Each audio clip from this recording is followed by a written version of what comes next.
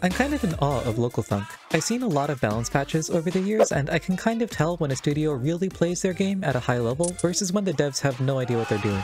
And in all my years of gaming, this might be one of my favorite balance patches of all time. I know it's weird to have a favorite patch, but 101F really shows that Local Thunk has an incredible understanding of what makes Balatro fun. A lot of these changes are minor tweaks to cost, rarity, and numbers tuning, which is cool, but not today's topic. What I really want to focus on is how Local Thunk has changed Orange and Gold Stake. Previously, Orange Stake would make all packs cost $1 extra per ante, meaning that by ante 8, packs would be $11 to $15 total. And Gold Stake would reduce your hand size by 1, making it harder to draw flushes, straights, and other complex hands. Obviously, these modifiers make the high stakes a difficult, treacherous slog, as it should be, because it's the game's final challenge.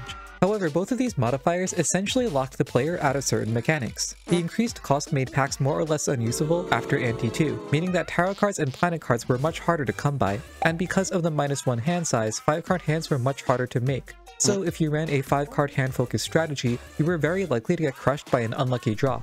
Without tarot cards, planet cards, and 5-card hands, players were generally funneled into the hand-independent Joker strategy, which I explained in detail in another video, but basically the goal was to play around high card using a handful of extremely powerful Jokers. This strategy is cool, and I like playing it, but the fact that it was the only viable strategy at Gold Stake was a problem. What we want out of a game like Balatro is diversity in strategy, Joker choice, and storylines between runs, and the previous iteration of Gold Stake was not that.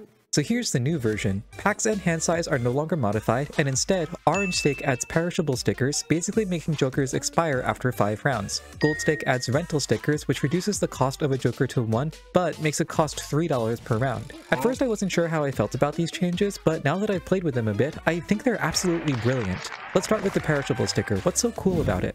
One of the defining features of Balatro is that it's so easy to buy and sell Jokers. This is in stark contrast to traditional deck builders like Dominion and Slay the Spire. In those games, card removal is a scarce, precious resource, so you have to be very careful about what cards you add to your deck. In Balatro, on the other hand, you can swap out Jokers easily, meaning that you can strategize around bridge Jokers to help you with the early game, while looking for powerful late game Jokers for scaling.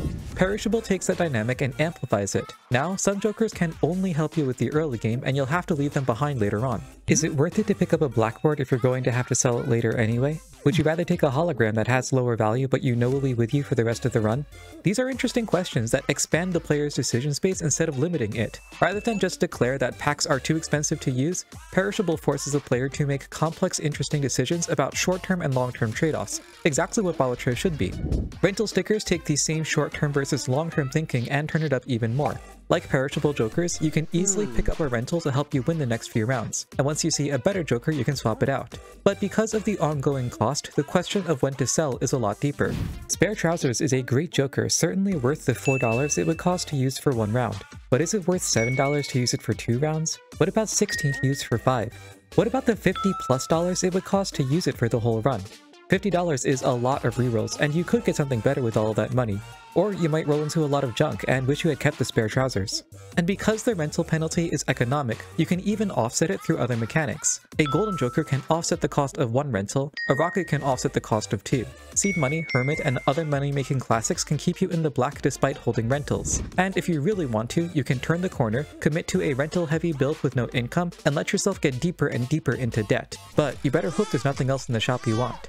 Just like Perishable, rental adds an entirely new dimension to Balatro, forcing you to consider the long-term interactions of money, debt, and Jokers as you strategize. I like this so much more than the -1 hand size. Whereas before it felt like I had less options to work with, rentals increase the amount of decision space I have to think about. It's a great way to challenge longtime Balatro players to think differently about their Jokers and economy, and this kind of lateral thinking is what makes strategy games so fun. I haven't played very much with the new Gold Stake, I'm too busy working on the guide, but I'm very excited to spend more time with it. I have some preliminary thoughts on best practices. I think tarot cards and planet cards are going to be stronger because they give more consistent value, and I think going into debt with a lot of rentals will be an important strategic pivot in the mid to late game. The secret 5-card hands might become more important too, since they generate so much value independent of Jokers, and strategies that focus on transforming your deck to hit them reliably might rise in popularity. And because so much more value will be coming from levels and tarot cards, glass cards and steel cards might replace time spell Jokers as our source of exponential growth, which is great news to the high score hunters out there.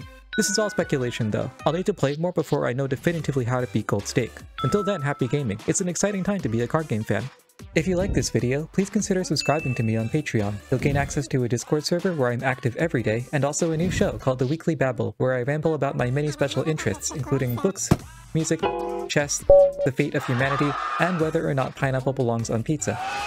Click the link in the description to check it out.